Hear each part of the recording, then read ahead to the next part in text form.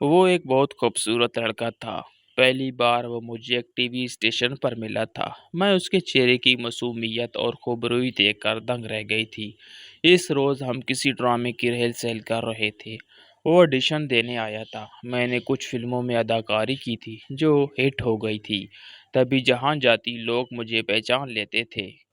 اس 17-18 برس کے خوبصورت لڑکے نے بھی مجھے پہچان لیا تھا، جس کو اداکاری کا شوق اسٹوڈیو تک لے آیا تھا۔ مجھے وہ لڑکا اچھا لگا، سو میں نے آگے بڑھ کر اس سے پوچھا، تمہارا نام کیا ہے؟ وہ میری آواز پر چونکا اور محویت سے مجھے دیکھتے ہوئے اپنا نام بتانے کی بجائے میرا نام بتاتے ہوئے بولا، آپ اقصیٰ ہیں نا؟ مگر تم میرا نام کیسے معلوم؟ میں کیا، آپ کو تو سارا جہاں جانتا ہے۔ آپ ایک جانی مانی اداکارہ جو ہیں۔ ہاں، لیکن تم نے اپنا نام نہیں بتایا۔ وہ بولا، میرا نام اصل کچھ اور ہے، مگر میں نے اپنا نام روہیل رکھ لیا ہے۔ مجھے یہ نام پسند ہے کیونکہ تم روہیلے ہو۔ میں نے اسے یاد دلایا کہ تاریخ میں روہیلے بھی مشہور کاسٹ تھی۔ بس جو سمجھ لے یہاں کیوں آئے ہو؟ آڈیشن دینے؟ اچھا تو پھر آؤ چائے پیتے ہیں۔ مجھے تم میں مستقبل کا ایک بڑا فنکار نظر آ رہا ہے۔ خدا تم کو کامیاب کرے۔ خدا نے اسے کامیابی دی۔ پہلے پہل اسے چھوٹے رول ملے۔ میری اکثر اس سے ملاقات ہو جاتی تھی۔ وہ جب ملتا پہلے سے زیادہ شرمایا ہوا لگتا۔ میں اسے دیکھ کر مبہوت رہ جاتی۔ نگاہ اس کے چہرے سے بہتی نہ تھی۔ وہ عام لڑکوں سے بہت مختلف تھا۔ چہرے پر ملاحت کے ساتھ حجاب کے سائے رقصاں ہوتے۔ بھرپور آنکھ اٹھا کر دیکھنے سے شرماتا۔ مجھے اس کی یہی ادا بھاتی تھی۔ وہ مجھ سے 6-7 بار چھوٹا ہوگا، پھر بھی ہماری اچھی دوستی ہو گئی تھی۔ جب میری کسی شگفتہ بات کو سن کر معصومیت سے مسکراتا تو سوچتی کاش یہ میرا بھائی ہوتا، کیونکہ ہم 4 بہنیں تھیں، ہمارا کوئی بھائی نہ تھا، اور مجھے اس رشتے کی کمی شدت سے محسوس ہوتی تھی۔ روہیل نے بتایا تھا کہ اس کی 6 بہنیں ہیں اور وہ سب سے بڑا ہے۔ والد وفات پا چکے ہیں۔ والدہ بیوگی میں بہت مشکل سے ہمیں پڑھا رہی تھی۔ ان کی خواہش تھی کہ میں پڑھ لکھ کر کوئی مقام حاصل کروں، ڈاکٹر یا انجینئر بنوں۔ وہ مجھے افیسر دیکھنا چاہتی تھی، لیکن گھر کے مالی حالات ایسے نہیں ہیں۔ والد کے بعد میری بہنوں نے بھی منہ زوری شروع کر دی۔ امی کو تنگ کرتی ہیں، امی کا کہنا نہیں مانتی، اس وجہ سے وہ تنگ اور پریشان رہتی تھی۔ ان کو پریشان دیکھ کر میں بھی پریشان رہنے لگا اور پڑھائی چھوڑ کر کمانے کا سوچا۔ ایک دوست نے بتایا کہ اس کے ماموں ٹی وی میں ملازم ہیں۔ وہی مجھے یہاں لایا کہ تمہاری شکل و صورت اچھی ہے، شاید یہاں ڈراموں میں اداکاری کا چانس مل جائے۔ البتہ اس کی والدہ اس بات پر خفا تھی۔ وہ نہیں چاہتی تھی کہ ان کا بیٹا اس پیشے کو اپنائے۔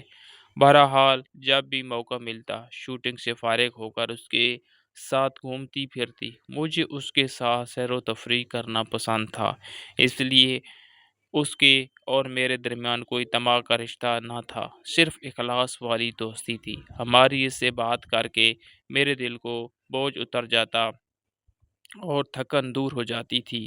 کچھ دنوں سے میں محسوس کر رہی تھی کہ اس کے رکھ رکھاؤ میں تبدیلی آ رہی ہے۔ وہ اب شوٹنگ پر بھی دیر سے آتا۔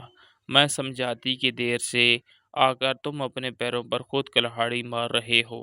ابھی تم ایک چھوٹے اداکار ہو، تمہیں وہ مقام نہیں ملا کہ لوگ تمہارا تاخیر سے آنا برداشت کر لیں۔ ایک منٹ بھی اس میدان سے باہر کر دے جاؤں گے۔ وہ سکون سے میری باتیں سنتا، اگلے دن وقت پر آنے کا وعدہ کرتا اور پھر وعدہ وفا نہ کر پاتا۔ میں بہت حیران تھی کہ اسے کیا ہو گیا ہے۔ اب وہ تھکا تھکا رہنے لگا تھا، رنگت بھی زردی میل ہوتی جا رہی تھی۔ میں نے نوٹ کیا کہ وہ کچھ عجیب و غریب حرکتیں کرنے لگا ہے۔ کبھی پانی پی کر گلاس کو الٹا کر دیتا، کبھی کاغذ چبانے لگتا، کبھی اپنی بائک کی چابی کو منہ میں دبانے لگتا۔ ایک بار تو سینما کے ٹکٹ ہی چبا گیا اور اس کو اس بات کا ذرا سا بھی احساس نہ ہوا کہ اسے کیا حرکت سرزد ہو گئی ہے۔ میں اس سے بہت مانوس ہو گئی تھی، وہ واقعی مجھ کو اپنے چھوٹے بھائی جیسا ہی لگتا تھا، لہٰذا اس کی طرف سے فکر مند رہنے لگی۔ ایک دن میں نے اسے پوچھا، سچ بتاؤ، کیا تم کوئی نشہ تو نہیں کرتے یا کسی قسم کی ایسی دوائیں کھاتے ہو جس سے تمہاری صحت پر اثر پڑ رہا ہے؟ مجھے تمہاری فکر ہے۔ وہ بولا، نہیں تو آپ ایسا کیوں سوچنے لگی ہیں؟ میں تو پہلے جیسا ہی ہوں، شاید کچھ گھریلو پریشانیاں ہوں۔ ہاں، وہ تو ہر انسان کو ہوتی ہیں۔ کیا مجھے اپنی پریشانیوں سے آگاہ نہیں کرو گے؟ ایسی کوئی خاص پریشانی نہیں ہے، اگر ہوگی تو ضرور بتا دوں گا۔ ایک روز مجھے پتہ چلا کہ اس نے گھر چھوڑ دیا ہے اور کسی دوست کے ساتھ رہنے لگا ہے۔ حالانکہ پہلے جب کبھی اسے گھر جانے میں ذرا دیر ہو جاتی تو متفکر ہو کر کہتا ہے کہ امی امی اس اور بہنیں گھر پر اکیلی ہیں اور مجھے دیر ہو گئی ہے، اپنی والدہ اور بہنوں کو گھر میں اکیلا نہ چھوڑنے والا اب کیوں کر گھر چھوڑ کر اور جگہ رہنے کو چلا گیا۔ بالآخر یہ ماما کھل گیا، مجھے معلوم ہو گیا کہ وہ نشہ آور گولی کھانے لگا ہے۔ پہلے پہل تو آثار ظاہر نہ ہوئے، رفتہ رفتہ جب صحت زیادہ خراب ہونے لگی تو ایک روز میں اسے ڈاکٹر کے پاس لے گئی اور اس کے بلڈ ٹیسٹ کروائے تو انکشاف ہوا کہ وہ سستی اور مظاہرہ صحت نشہ آور ادویات لے رہا ہے۔ جب اس عمر سے روکا تو اس نے گولیاں چھوڑ کر شراب نوشی شروع کر دی۔ اس کے پاس زیادہ رقم نہ ہوتی تو سستی دیسی اور کچھ کچی شراب پینے لگتا اور میرے سمجھانے پر بھی باز نہ آتا۔ آخر میں نے کھوج لگا لیا کہ اسے کون سا روگ لگ گیا ہے۔ ہماری پڑوسن کی لڑکی نے ایک دن روہیل کو ہمارے گھر دیکھا تو مجھے بتایا کہ اس کی بہن میری کلاس فیلو تھی۔ میں ان کا گھر جانتی ہوں۔ اس لڑکی نے اس وجہ سے اپنا گھر چھوڑ دیا ہے کہ اس کی بیوہ ماں نے دوسری شادی کر لی ہے۔ اس بات کا روہیل کو بہت زیادہ صدمہ پہنچا اور اس نے الٹے سیدھے کام شروع کر دیے۔ اس کے ماموں نے اسے سمجھانے اور قابو میں لانے کی کوشش کی تو ان کے قابو میں بھی نہ آیا۔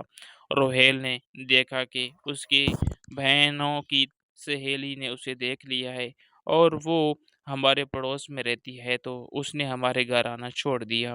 ایک دن اس کے دوست نے مجھے آ کر بتایا کہ وہ اسپتال میں داخل ہے۔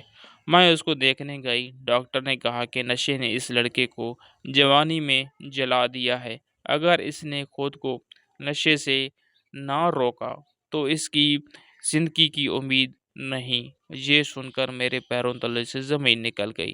میں نے فیصلہ کر لیا کہ اس کو دوبارہ زندگی کی طرف لے آؤں گی۔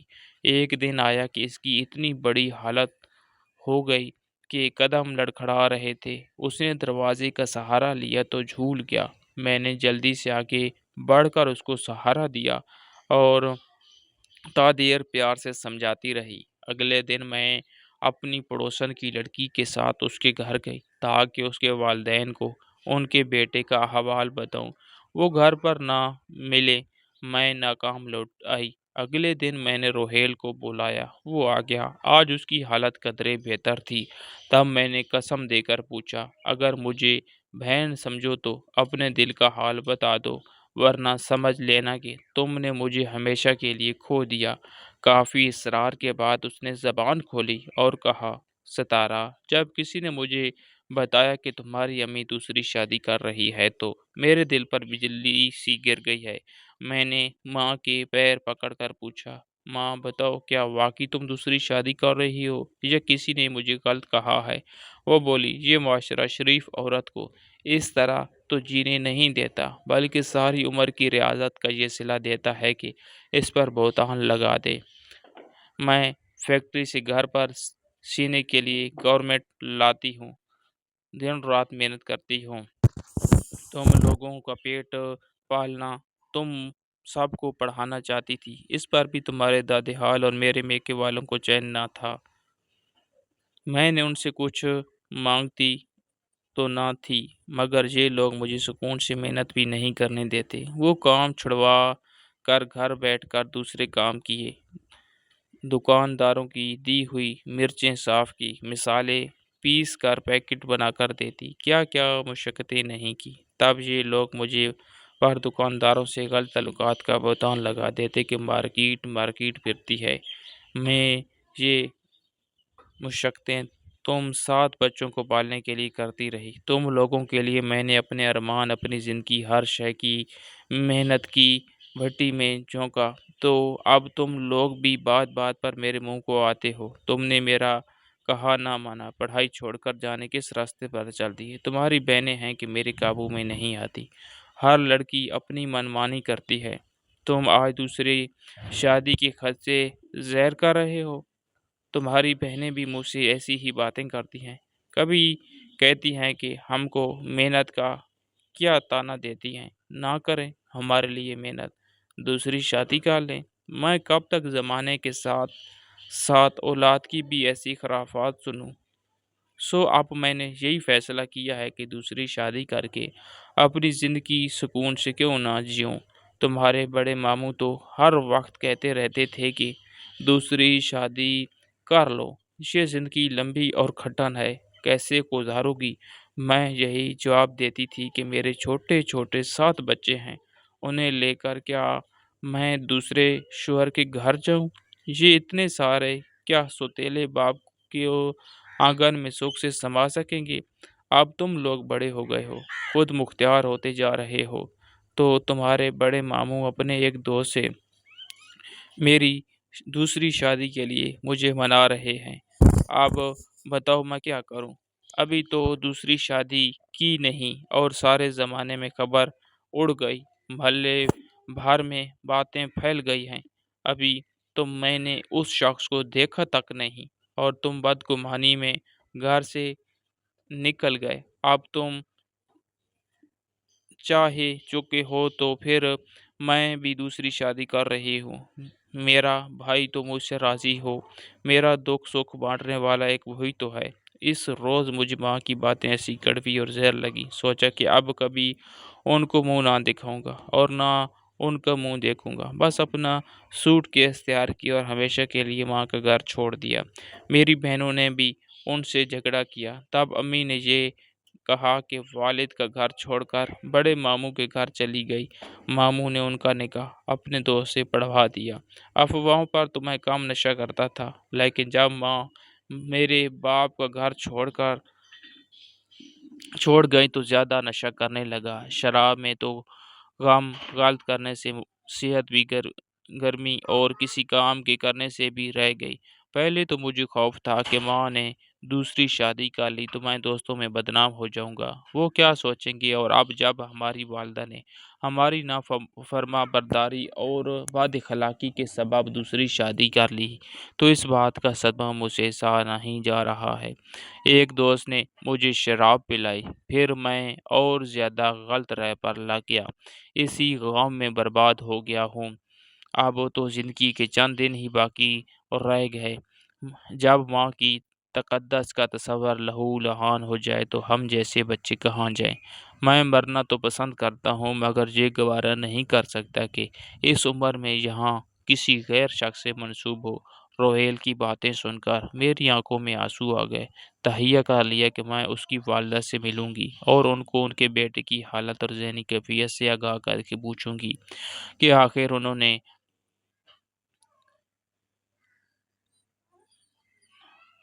عقل سے کام کیوں نہ لیا اور ان کو پہلے سے ذہنی طور پر اس حقیقت سے سمجھوتا کرنے پر تیار کیوں نہ کیا۔ بہت مشکل سے مجھے روہیل کی دادی کا پتہ ملا۔ پہلے میں ان کے پاس گئی، ایک بزرگ عورت جس کے ہاتھ میں تسبیح تھی، اس نے خوش اخلاقی سے مجھے گھر میں بٹھایا۔ جب میں نے اس موضوع پر ان سے بات کی تو وہ بولی، بیٹی سمینہ کے بھائی ہی نہیں، میں نے بھی ان کے ساتھ مل کر اپنی بہو کی دوسری شادی کروائی ہے۔ وہ اب بیمار رہنے لگی تھی، اس کی محنت سے اتنے بچوں کا اور گھر کا خرچہ پورا نہیں ہو سکتا تھا۔ اس نے اپنے شوق سے نکاح نہیں کیا۔ جس شخص سے اس کا نکاح ہوا ہے وہ مالدار شریف آدمی ہے مگر بے اولاد ہے۔ اس کی بیوی عرصہ ہوا وفات پا چکی ہے۔ اس نے بہو کے بھائی سے وعدہ کیا ہے کہ وہ ہر ماہ ہمارے بچوں کے لیے مناسب خرچے کی رقم مجھے دے گا، میری پوتیوں کی شادیاں کرائے گا۔ جب اتنا فرشتہ صفت انسان سہارا دینے پر راضی تھا تو ہم کیوں انکار کرتے؟ بچے تو نادان ہیں، اوپر سے منہ زور نافرمان ہے۔ آخر کب تک سمینہ یہ سب سہتی رہتی؟ میں خوش ہوں کہ اس نے دوسری شادی کر لی۔ روہیل کو تم سمجھاؤ، اسے سیدھی راہ پر لانے کی کوشش کرو۔ لڑکیوں کو میں سمجھا لوں گی، آخر میں ان کی دادی ہوں اور ان کے لیے بہتر سوچتی ہوں۔ بڑی اماں کی باتیں مجھے اچھی لگی۔ کافی دن میں روہیل کو سمجھاتی رہی کہ تم نہ پڑھ سکے اور نہ کماتے ہو، پھر اس طرح کی باتیں کیوں کرتے ہو؟ تمہاری دادی اور ماموں نے بہمی صلاح مشورے سے جو فیصلہ کیا ہے اسے قبول کر لو۔ حقیقت پسند بنو، جا کر ماں سے ملو، معافی مانگو اور حالات کو معمول پر لے آؤ۔ لوگ سوائے باتیں بنانے کے تمہیں کیا دیں گے؟ کوئی دکھ میں نہ تو آپ کو سہارا دے گا اور نہ ہی مالی مدد دے گا۔ تو جس نے سہارا دیا ہے اس کی قدر کرنی چاہیے، نہ کہ نفرت۔ بالآخر ایک دن اس کی سمجھ میں میری بات آ گئی اور اس نے ماں سے صلح کر لی۔ یوں ماں کا دکھ دور ہو گیا اور اس کا بھی۔